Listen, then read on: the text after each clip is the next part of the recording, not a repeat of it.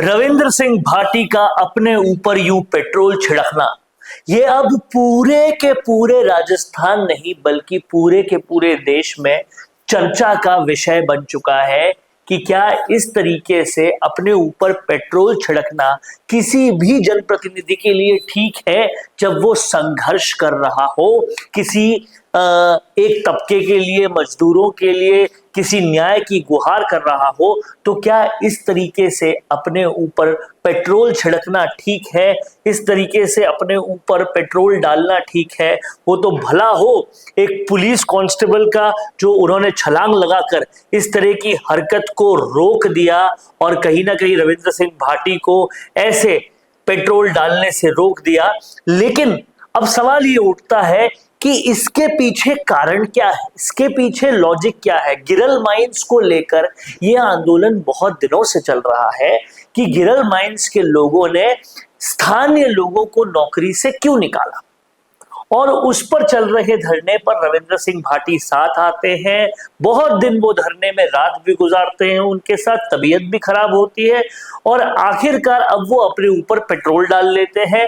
Petrol डालने के बाद हर जगह ये चर्चा शुरू हो जाती है।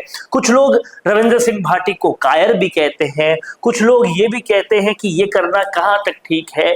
कुछ लोग रविंद्र सिंह भाटी और हनुमान बेनीवाल का कंपैरिजन करने लगते हैं कि दोनों के संघर्ष में देखो कितना अंतर है। एक प्रशासन को मजबूर कर देता है कि वो उनके धरनों में आए, ज्ञापन लेके जाए, और दूसरे को पेट्रोल डालना पड़ता है। ये तमाम सारी बातें चल रही है, लेकिन इस पर रविंद्र सिंह भाटी क्या कह रहे हैं, उनका लॉजिक क्या है ऐसी हरकत करने से पहले, ये समझना पड़ेगा। उनका कहना है कि मजदूर से पहले एमएलए। कोई मजदूर मजबूर होकर अगर आत्मदाह और आत्महत्या जैसी चीजों पर आए, उससे पहले वैसी प्रताड़ना झेलनी होगी जनप्रतिनिधियों को और समझना होगा एक मजदूर का दर्द।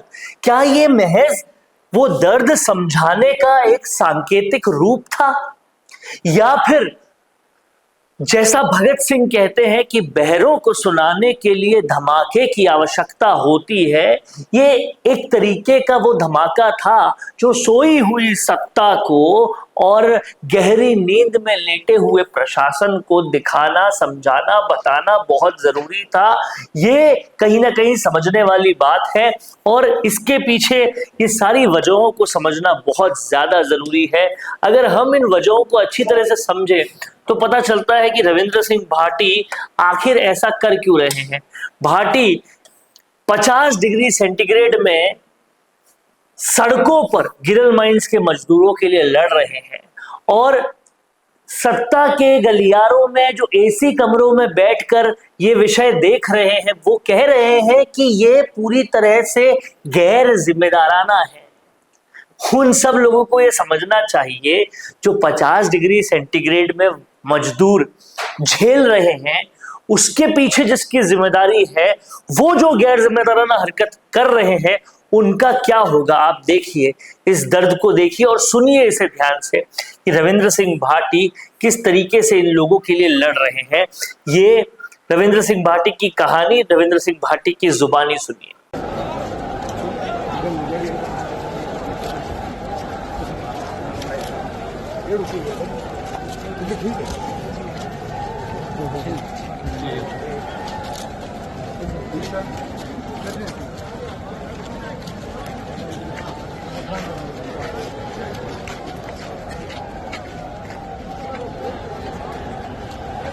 मजदूरों के साथ अत्याचार नहीं सहेंगे, नहीं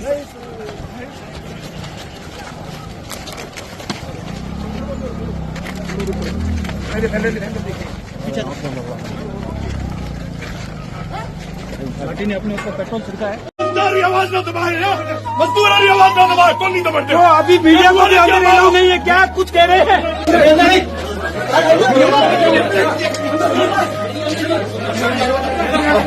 भाटी साहब क्या हुआ? भाटी साहब क्या हुआ? आवाज ना दबाए, मजदूर आवाज ना दबाए, कौन नहीं दबाते? तो अभी मीडिया को भी नहीं है, क्या कुछ कह रहे हैं?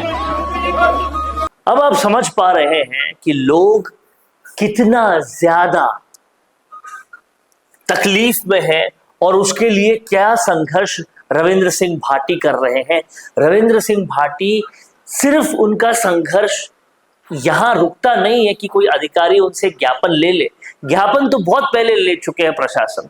यहां उन मजदूरों को वापस नौकरी पे लेने की बात है, सीधा एक्शन कराने की बात है, सत्ता को, प्रशासन को समझाने की बात है कि मुद्दा ये कितना अहम है। और शायद इसीलिए उन्हें ये सांकेतिक रूप से करना पड़ा।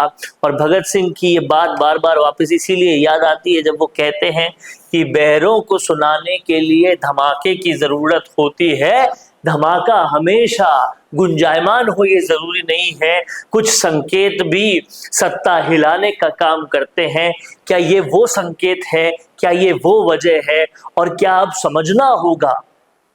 समझना होगा शासन प्रशासन को एक बात को कि जब आप बाड़मेर की धरा का इस्तेमाल कर रहे हो, तमाम सारी बड़ी बड़ी कंपनियों को जमीन देकर राज्य का मुनाफा करने में, तो आपको उसी बाड़मेर के मजदूरों का, लोगों का ख्याल रखना पड़ेगा और उन्हें आपको नौकरियां देनी पड़ेगी। नौकरियों से निकालना तो दूर की बात है, और नौकरियां देने पड़ेगी, क्योंकि जब तक बाड़मेर का आम आदमी, बाड़मेर का मजदूर इन कंपनियों को अपनाएगा नहीं, तब तक किस तरीके से राइजिंग राजस्थान होगा ये सोचना पड़ेगा सबको। और अगर ये नहीं सोच पाए तो फिर संकेत देने पड़ेंगे शासन को, संकेत देने पड़ेंगे प्रशासन को कि क्या दर्द मजदूर झेल रहे हैं। एसी कमरे में बैठे लोग उस दर्द को कैसे समझेंगे? ये लॉजिक रविंद्र सिंह भाटी का था। आप क्या मानते हैं कि ये लॉजिक ठीक था या गलत था? कमेंट बॉक्स में जरूर बताएं। देखते रहिए संवाद, क्योंकि ये संवाद है भारत का, भारत के लिए। नमस्कार दोस्तों, अगर आप भी रियल एस्टेट में काम करते हैं तो हम आपके लिए लेकर आए हैं गुड न्यूज। आजकल के डिजिटल जमाने के अंदर आपकी प्रॉपर्टी का अच्छा वीडियो कंटेंट होना बहुत जरूरी है। तो हम यानी मिशी मीडिया सॉल्यूशंस आपको प्रोवाइड करवाते हैं एक हाई क्वालिटी कंटेंट वीडियो, जिसके अंदर हम प्रॉपर्टी से जुड़े हुए आसपास की प्राइम लोकेशन और उसकी कनेक्टिविटी को अच्छे से दिखाते हैं। कस्टमर आपकी वीडियो को सिर्फ देखे ही नहीं, आपको कांटेक्ट भी करे, जिससे कि आपकी डील क्लोज होने की पॉसिबिलिटीज बढ़ जाती है। तो कांटेक्ट करो आज ही स्क्रीन पर दिए गए नंबर्स पर।